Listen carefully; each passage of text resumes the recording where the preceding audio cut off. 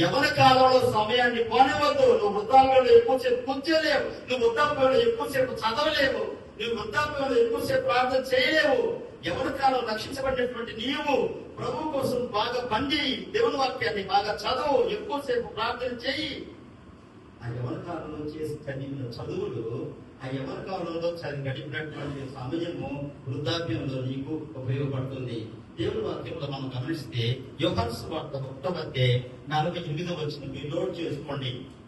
నేను రెఫరెన్స్ అన్ని మీకు చదివి వినిపించాలంటే నేను అనుకున్న సమయంలో దేవుని వాక్యం పూర్తిగా యోహాను సువార్త 1:48 మీరు నోట్ చేసుకోండి.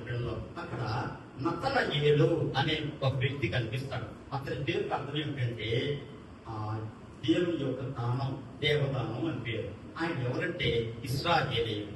ఆయన ఫిలిప్ అనేటువంటి దేవుని యొక్క సేవకునికి బాగా సన్నిహితుడు. ప్రభువైన యేసుక్రీస్తు బాప్తిస్మం ఇచ్చి యోహాను